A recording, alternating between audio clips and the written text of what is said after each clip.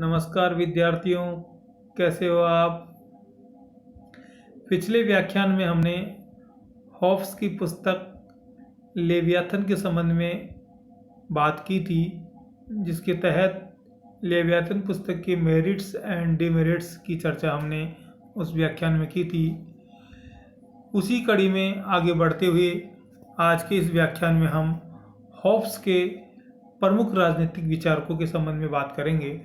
Hobbs के प्रमुख राजनीतिक सिद्धांतों के संबंध में बात करेंगे। तो आइए हम प्रारंभ करते हैं पाश्चात्य राजनीतिक विचारकों के इस विषय में थॉमस हॉब्स के प्रमुख राजनीतिक विचार, जिनमें सबसे पहला है राज्य की उत्पत्ति के संबंध में विचार। थॉमस हॉब्स राज्य की स्थापना संबंधी विचार अपनी प्रसिद्ध पुस्तक लेवियाथन के 18वें अध्याय में देता है। हॉब्स राज्य की उत्पत्ति को मानव प्रकृति एवं उसकी आवश्यकताओं की उपज मानता है, यानी राज्य की उत्पत्ति को मानव प्रकृति से जोड़ता है और मानव प्रकृति के अनुसार जो मानव की आवश्यकताएं होती है उसके कारण राज्य अस्तित्व में आता है, ऐसा हॉब्स कहते हैं। और ये बात तो सही है कि किसी भी घटना की उत्पत्ति उसकी आवश्यकताओं से होती है, और यहाँ यदि राज्य अस्तित्व में आया है तो वह मानवीय आवश्यकताओं के फलस्वरूप, परिणाम स्वरूप सामने आया है, यानी राज्य अस्तित्व में आया है। हॉब्स कहते हैं कि यदि मानव स्वभाव से शांतिपूर्ण होता तो वह बिना किसी निरंकुश शक्ति के रह लेता, तो शासन व्यवस्था या राज्य की आवश्यकता ही नहीं होती। यानी हॉब्स ये बताना चाह रहे हैं कि मनुष्य ऐसा नहीं है जैसा ये दिखाई देता है, सीधा नहीं है, इतना सरल नहीं है, इतना भोला नहीं है। यदि यह स्वभाव से ही शांतिपूर्ण होता, यदि यह बिना किसी निरंकुश शक्ति के रह लेता, तो फिर शासन व्यवस्था और राज्य की आवश्यकता ही क्यों होती, ऐसा हॉब्स कहते हैं।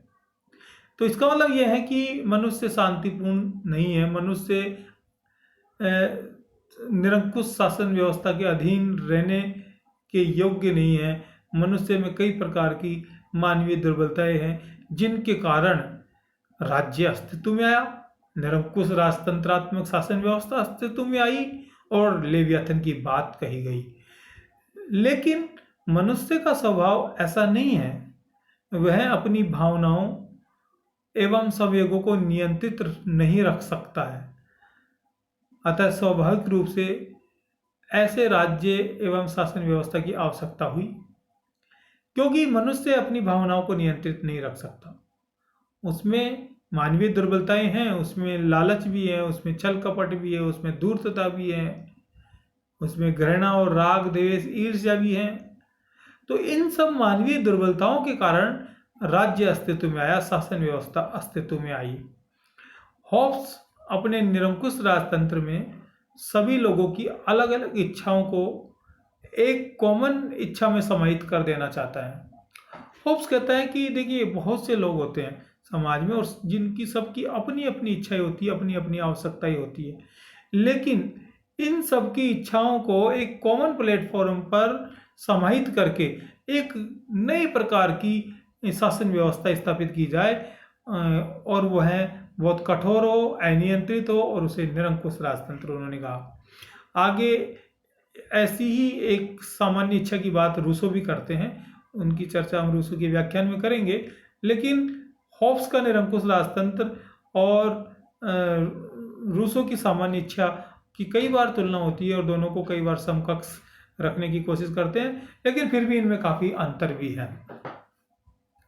तो ये निरंकुश राजतंत्र में कॉमन इच्छाओं को समाहित किया गया है, क्योंकि हर व्यक्ति में नेतृत्व क्षमता होती है, हर व्यक्ति में शासन करने की क्षमता होती है, लेकिन हर व्यक्ति शासन नहीं कर सकता, नेतृत्व नहीं कर सकता। इसलिए निरंकुश राजतंत्र की आवश्यकता महसूस की गई। दूसरा, सामाजिक समझौता संबंधी विचार। थॉमस हॉब्स के सामाजिक समझौता संबंधी विचार उसके वैज्ञानिक भौतिकवाद, मानव प्रकृति संबंधी विचार एवं प्राकृतिक अवस्था पर आधारित है। हॉब्स के अनुसार सामाजिक समझौते का मूल कारण प्राकृतिक अवस्था में भय और प्राकृतिक अवस्था से उपजे कारणों की प्रेरणा है। यानी वो कहता है कि सामाजिक समझौता क्यों हुआ, क्योंकि प्राकृतिक अवस्था में भय व्याप्त था, मत्स्य न्याय था, हर किसी के प्राण संकट में थे और उन परिस्थितियों में जो कारण उपजे उस कारण सामाजिक समझौता हुआ और सामाजिक समझौते से राज्य अस्तित्व में आया और राज्य के अस्तित्व में आने से निरंकुश राजतंत्रात्मक शासन व्यवस्था की स्थापना हुई। थॉमस हॉब्स अपने सामाजिक समझौते की प्रक्रिया बताते हुए कहते हैं कि सभी मनुष्य एक स्थान पर एकत्रित हो जाते हैं। देखो, हॉब्स बताने की कोशिश कर रहा है कि सामाजिक समझौता किस प्रकार होता है, क्योंकि लोगों के प्राण तो संकट में थे, लोगों में मत्स्य न्याय था, लोगों में भय था, लोग एक दूसरे को शंका की घृणा की दृष्टि से देख रहे थे। तो ऐसी स्थिति में सामाजिक समझौता किस प्रकार होता है, इस प्रक्रिया को हॉब्स बताने की कोशिश कर रहा है कि सभी मनुष्य एक स्थान पर एकत्रित हो जाते हैं तथा उनमें से एक व्यक्ति खड़ा होकर यह कहता है कि मैं अपने अधिकार और शक्तियां इस व्यक्ति या व्यक्ति समूह को सौंपने के लिए तैयार हूं, बशर्ते आप भी अपने अधिकार एवं शक्तियां इसे सौंपने को तैयार हो।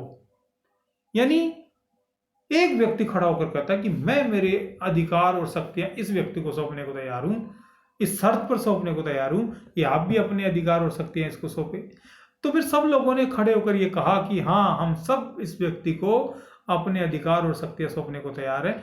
वहीं से निरंकुश राजतंत्रात्मक शासन व्यवस्था की स्थापना हुई, वहीं से राज्य अस्तित्व में आया और वहीं से प्राकृतिक अवस्था थी राज्य की, उससे बाहर निकलने की स्थिति आई, यानी भय से मुक्त होने की स्थिति आई। हॉब्स के अनुसार शासक समझौते का भाग नहीं होता है, यानी शासक नहीं था समझौते का हिस्सा, अभी तो वह तो उसका परिणाम था। लोगों ने समझौता किया और लोगों ने किसी एक व्यक्ति को चुना कि यह व्यक्ति अपना राजा होगा, यह व्यक्ति शासक होगा। तो शासक समझौते का परिणाम नहीं। लोग जो जॉन लॉक का जो सामाजिक समझौता था उसमें तो शासक समझौते का भाग है, लेकिन यहाँ शासक समझौते का भाग नहीं है, यह उसका परिणाम है। ये आप लोगों को ध्यान रखना होगा, कई प्रतियोगी परीक्षाओं में यह प्रश्न पूछा गया है और पूछा जाता है। अर्थात थॉमस हॉब्स निरंकुश राजतंत्र की स्थापना करना चाहता है, यानी वह शासक को इस समझौतावादी प्रक्रिया से बाहर रखता है और वह इसके परिणाम स्वरूप निरंकुश राजतंत्रात्मक शासन व्यवस्था की स्थापना करना चाहता है। सिवाहान कहते हैं कि सामाजिक समझौते के माध्यम से हॉब्स लोकतांत्रिक प्रक्रिया को ही लोकतांत्रिक प्रक्रिया से ही लोकतंत्र को नष्ट कर देता है।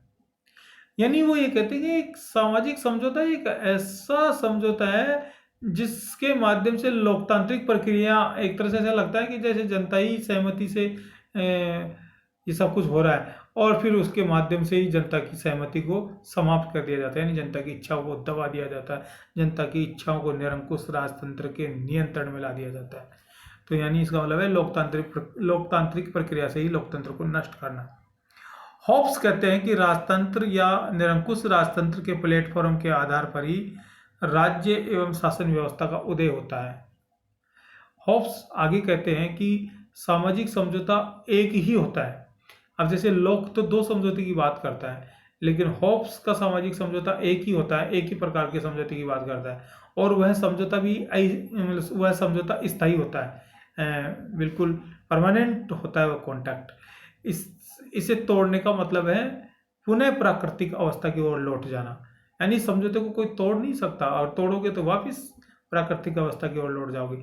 इसलिए सभी लोगों से कठोरता से सामाजिक समझौते के नियमों का पालन करवाया जाता है। सब लोग इसके नियमों का पालन करेंगे, कोई भी किसी को भी इसके उल्लंघन का अधिकार नहीं होगा। थॉमस हॉब्स कहते हैं कि कोई भी व्यक्ति सामाजिक समझौते के नियमों का उल्लंघन नहीं करेगा, लेकिन एक स्थिति में वह सामाजिक समझौते के नियमों का उल्लंघन कर सकता है। हॉब्स कहता है कि मनुष्य केवल एक स्थिति में सामाजिक समझौते के नियमों का उल्लंघन कर सकता है और वह स्थिति है कि जब उसके प्राण संकट में आ जाए। वरना और किसी भी परिस्थिति में सामाजिक समझौते के नियमों का उल्लंघन नहीं करेगा। केवल एक स्थिति, और वह स्थिति कि जब उसके प्राणी संकट में आ जाए तो ऐसी स्थिति में सामाजिक समझौते के नियमों का उल्लंघन कर सकता है, यहाँ उसको छूट मिलती है। तो आप लोगों ने होब्स के सामाजिक समझौता के सिद्धांतों को विस्तार से समझा और विस्तार से जाना। इसमें से कई प्रश्न प्रतियोगी परीक्षाओं में और आपके यहाँ सामाजिक समझौतावादी जो विचार है होब्स के, इसका भी प्रश्न ये पाठ करते कि कक्षाओं में आ जाता है, परीक्षाओं में आ जाता है। तो आप लोगों को इसको ध्यान से समझना है, और यदि कोई बात आपकी समझ में नहीं आए तो हम अगले व्याख्यान में चर्चा करेंगे। आप लोगों ने मेरी बात को अभी ध्यान से सुना, इसके लिए आप सभी लोगों को बहुत धन्यवाद। यदि आपको मेरा ये व्याख्यान पसंद आया तो आप इसे लाइक कर दीजिए और शेयर कर दीजिए। Thank you.